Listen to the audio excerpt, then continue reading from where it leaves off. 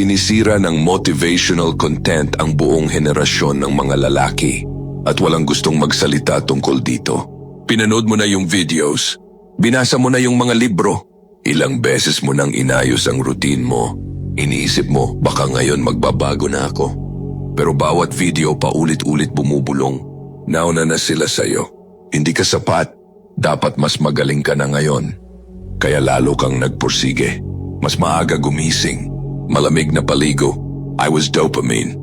Pero habang mas ginagalingan mo, mas lalo kang nadudurog.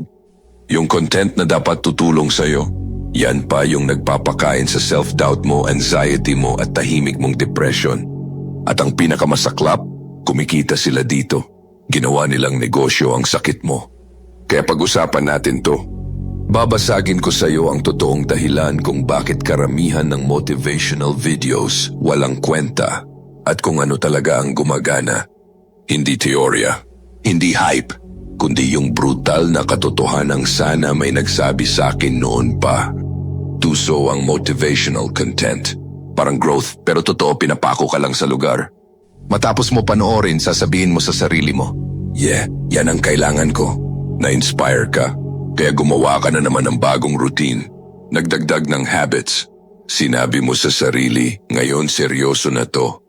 Pero pagdating ng isang linggo, balik ka na naman sa dating ikot. Scroll ulit, pagod ulit, walang laman ulit. Kasi karamihan sa content na to, hindi talaga para baguhin ka. Para ka lang mas lalong maging addict dito. Yung mga video na nagsasabing, this will change your life. Do this every morning to win. Unlock your purpose in 30 days. Iisa lang ang laman. Pare-parehong laso na iba lang ang balot. Hindi disiplina ang binebenta nila, dopamine. Pinapakain nila emosyon mo habang gutom na gutom ang kaluluwa mo. Pero eto ang katotohanang walang nagsasabi. Hindi mababago ang buhay mo kung hindi mo na magbabago isip mo. At hindi magbabago isip mo hanggat hindi sumusuko puso mo. Hindi ka na stuck dahil kulang ka sa motivation. Na-stuck ka kasi hacks ang gamit mo sa paghilom, hindi katotohanan. Mas malala pa ang fake growth kaysa sa pagkatalo. Kasi tinutulungan ka lang maging manhid. Pinaparamdam sa'yo na malapit ka na, pero hindi ka talaga malaya. Hindi yan progreso. Ito ay gera laban sa kaluluwa mo. At tuwang-tuwa ang kaaway kapag busy ka nga, pero wasak ka pa rin sa loob. Yung walang tigil na ingay, yung pressure na dapat lagi kang mas magaling. Ginagawang guilt ang growth, ginagawang hiya ang disiplina, ginagawang anxiety ang vision. Gumigising ka na hindi dahil may layunin ka, kundi dahil takot ka. Takot na mahuli ka sa iba, takot na hindi ka sapat, takot na hindi ka magiging enough. Hindi yan purpose, yan ay pagkaalipin. At mas malala pa, tahimik na winawasak ng self-help addiction ang mga lalaki mula sa loob. Hindi natin ito pinag-uusapan, pero sa likod ng mga notebook routines at rise and grind reels, may depression, may burnout, may galit. Kasi kapag hinabol mo ang perfection ng wala kang tunay na pagkakakilanlan, ipinagpapalit mo ang kapayapaan mo para lang magmukhang productive. At unti-unti mong pinaniniwalaan ang kasinungalingan na mahal lang ng Diyos yung better version mo. Yung future na ikaw na perfect na lahat. Pero hindi yan ang ebanghelyo. Hindi ka tinawag ng Diyos para i-impress siya. Tinawag ka niya para mag-surrender. Hanggat hindi mo ginagawa yan, mananatiling self-hate na naka-costume lang na ambition ang lahat ng self-help na yan. Alam ko kasi nadaanan ko na. Inabol ko ang grind. Nasunog ako at muntik ko nang tuluyang mawala ang sarili ko. Ito ang masakit na katotohanan. Yung insecurity mo, yung hiya mo, yung paulit-ulit na pakiramdam na hindi ka sapat, yan mismo ang produkto. May bilyon-bilyong pisong makina sa likod ng self-help world. At gumagana lang yan kung mananatili kang wasak. Kaya laging may panibagong course, panibagong habit, panibagong life-changing video kada 3 araw. Hindi nila gusto ang kalayaan mo. Gusto nila ang attention mo. Kasi pera ang katumbas ng attention mo. At yung content na parang pinakatumatagos, hindi dahil totoo ito, kundi dahil tina-target nito ang takot mo. Yung mga title na nagsasabing, you're failing, you're falling behind, This is why you'll never make it. Hindi yan gabay. Manipulation yan. Wala silang pakialam kung gagaling ka. May pakialam lang sila kung ikiklik mo. At mas masaklap pa, isisingit pa nila pangalan ng Diyos para magmukhang banal. God wants you to be disciplined. God wants you to hustle harder. Hindi. Ang gusto ng Diyos ay puso mo, hindi hustle mo. Hindi performance ang binabasbasan niya. Surrender. Kaya kung balisa ka, nahihiya at nalilito pagkatapos ng lahat ng self-help na yan. Hindi ka baliw. Nagigising ka na. Kung tumama ito sa'yo, huwag ka nang mag-scroll. Mag-subscribe para sa mas maraming unfiltered truth tulad nito. Yung klase ng katotohanang hindi mo mababasa sa self-help books. Kahit ilang routines pa ang sundin mo, kahit gaano ka aga gumising, kahit gaano ka pa magpuyat sa grind, pakiramdam mo stuck ka pa rin. Ito ang dahilan. Sinusubukan mong ayusin ang spiritual problem gamit ang physical na solusyon. Akala mo problema ay time management, pero totoo identity mo ang sira. Akala mo disiplina ang kulang, pero totoo hiwalay ka sa katotohanan. Hindi mo kailangan ng mas maraming motivation. Kailangan mo ng transformation. At hindi galing yan sa YouTube. Galing yan sa pagsisisi, sa pagsuko, sa pagiging totoo sa nangyayari sa puso mo. Hindi ka tamad, naliligaw ka, at walang productivity hack na makakapagligtas sa iyo. Patuloy kang naghahabol ng bagong habits, pero ang puso mo ang hinahanap ng Diyos. Kasi hanggat hindi siya ang nagbabalik ng pagkatao mo, lahat ng improvement ay maskara lang.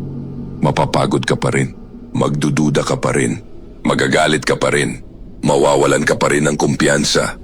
Kasi ang pagbabago sa kilos na walang pagbabago sa puso, self-modification lang yan. Hindi kalayaan at hindi ka tinawag para mag-modify lang. Tinawag ka para gawing bago. Maging totoo tayo.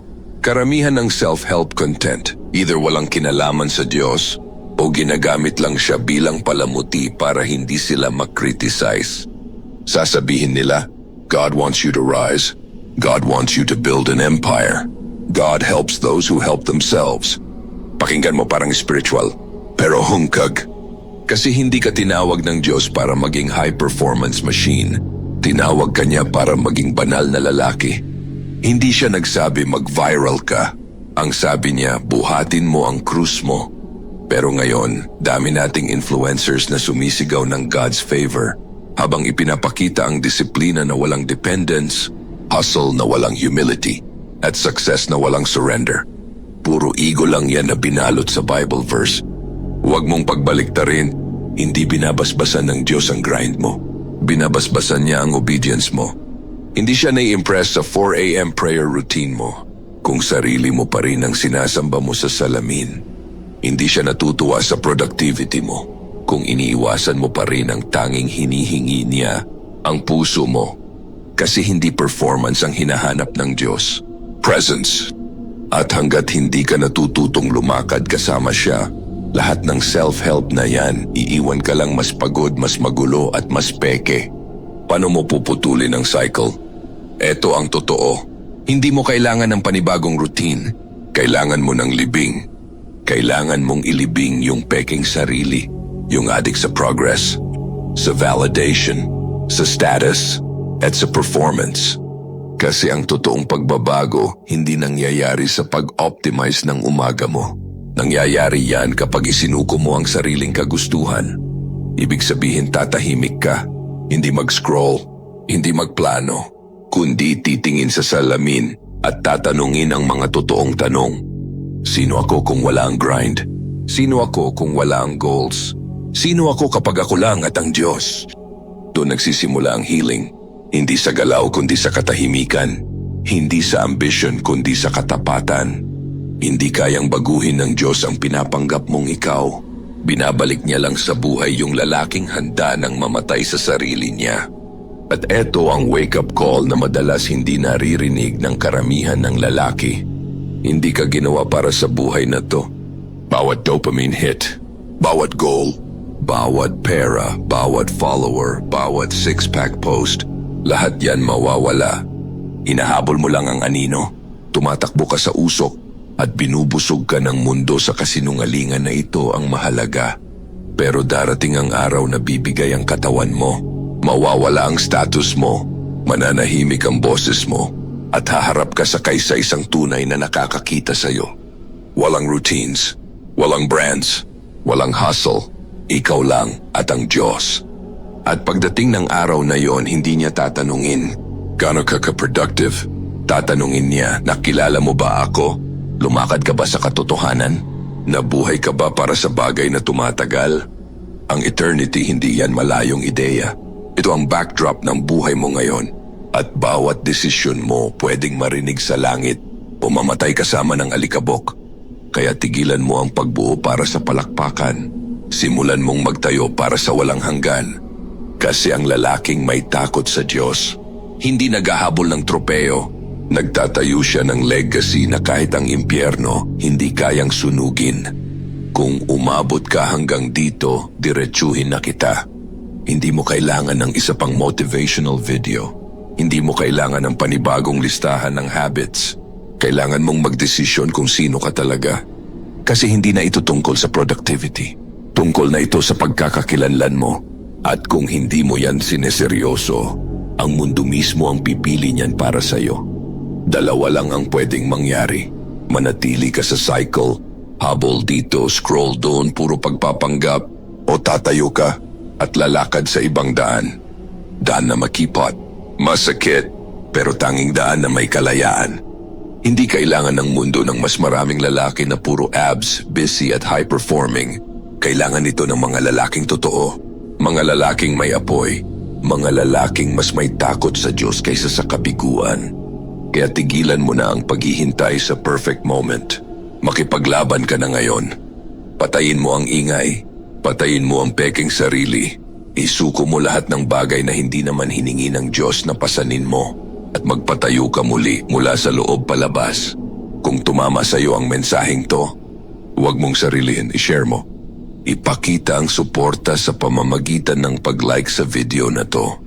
Huwag kalimutan mag-subscribe para sa mas marami pang unfiltered lessons kagaya nito. Tayo ang Sakdal Laya.